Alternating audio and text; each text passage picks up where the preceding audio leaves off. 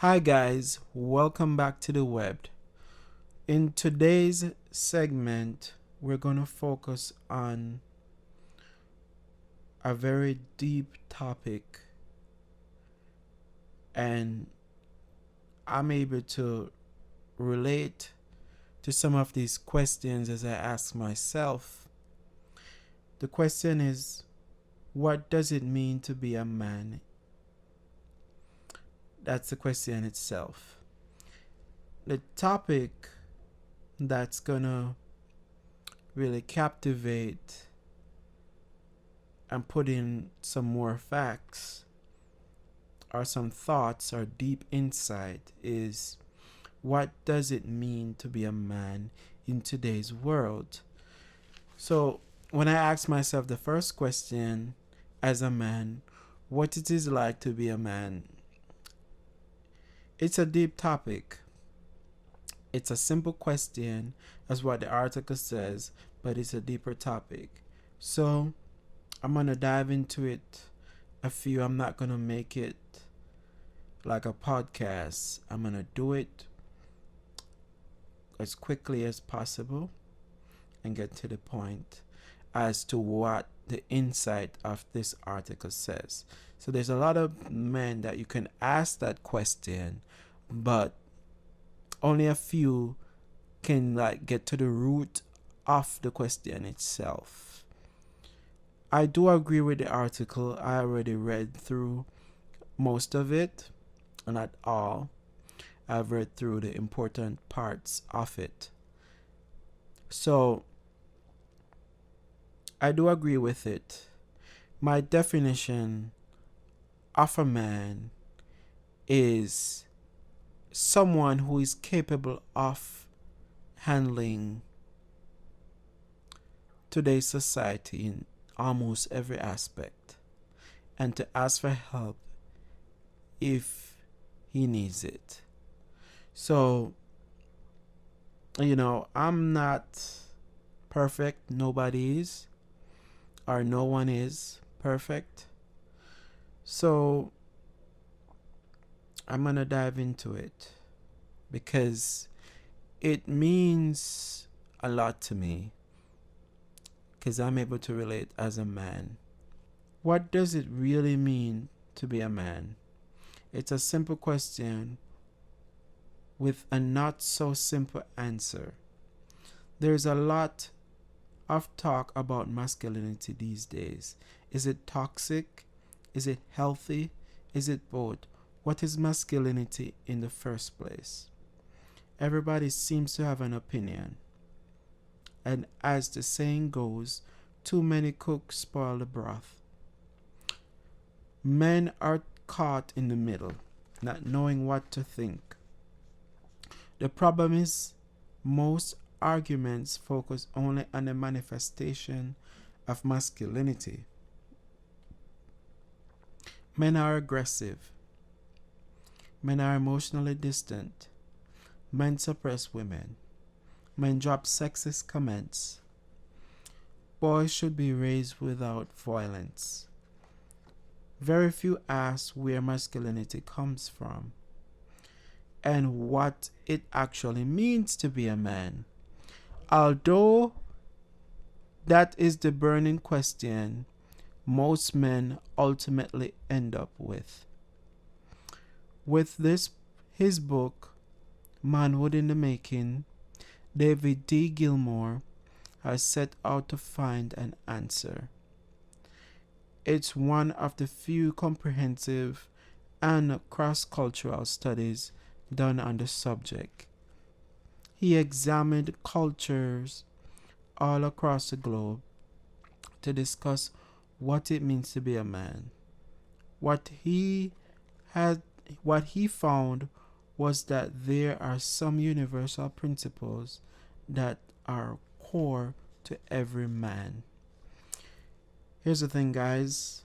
Please like and subscribe to the channel.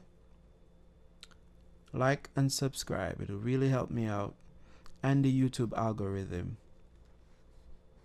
The article continues.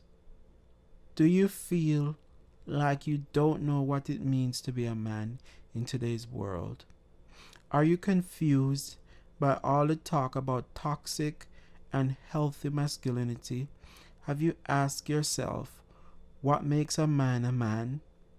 Finding out about where masculinity comes from and what it means in its purest sense will not only answer these questions, it will also enable you to live a more fulfilled life and become a better and more authentic man who's valuable to his loved ones and society as a whole. The 3 Ps of men. Gilmore's main finding was that no matter what culture or society he surveyed, there were always 3 clear, distinctive, and universal principles common to all men. They are the basic ingredients of the masculinity cocktail, no matter where you go. The formation of these principles took place long ago during the time of Cole the caveman, but have carried over and continue to exist up until the era of Instagram scrollers and Tinder swipers. Protect, provide, procreate. A man has to protect his loved ones and the ones dependent on him. In ancient times, this meant defending the tribe from any threats, such as being raided by other tribes.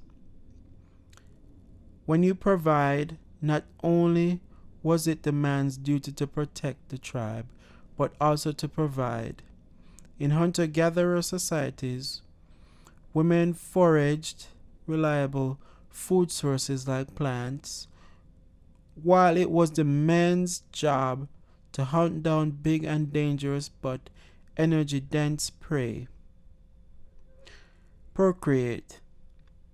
Men had to initiate the courtship and seduce women. They had to display specific criteria, suggesting they were strong and healthy mating partners. In turn, they could pass on their own DNA, create as much healthy offsprings as possible, and ensure the survival of their species. Why was it the man's duty to do all of that? For 2 reasons. First, men were on average physically stronger than women, and back in the days of cavemen, Cole, muscles were what counted. Second, men were more expendable. Guys, please hit that like and subscribe button. I appreciate it. The number of women directly correlated with a species' ability to survive. A single female could carry, bear, and nurture only a limited number of children, whereas a few men were enough to conceive all of them. Put simply, the womb was more valuable than the sperm. Men were the ones who had to engage in dangerous tasks like hunting mammoths or beating up rival tribes. The vacuum of the modern man. So what about today? Cole the caveman is long gone, and we live in AC-cooled homes instead of holes in the ground. We don't have to compete with rival tribes for food sources. If anything, we clash with other shoppers at the supermarket about who gets the last refrigerated chicken nuggets. These disputes aren't settled by exchanging club blows. Instead, the store clerk pulls up with a new pallet of formerly happy but now very dead shredded and frozen poultry. In other words, in the Western world, our society is so well off, we don't need strong protectors and skilled providers anymore. We don't need to have tons of children, so at least one or two of them get through and ensure the survival of our species.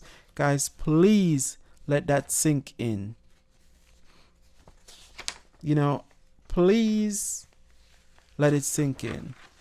All right, let's wrap it up.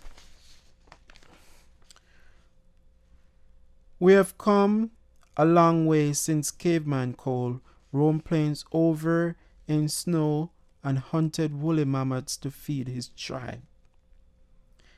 The core principles that were universal to virtually all cultures around the globe and defined men's role in society became subordinate through the very world they created. Protecting, providing, and procreating aren't in vogue anymore. As a result, men are left with a vacuum and an excess amount of masculine energy. It manifests in toxic masculinity and society's misguided attempts to suppress instead of channel it. If you want to feel like a man again, then it's your responsibility to find a way in which you can contribute and give your gift to the world. You have to find a purpose.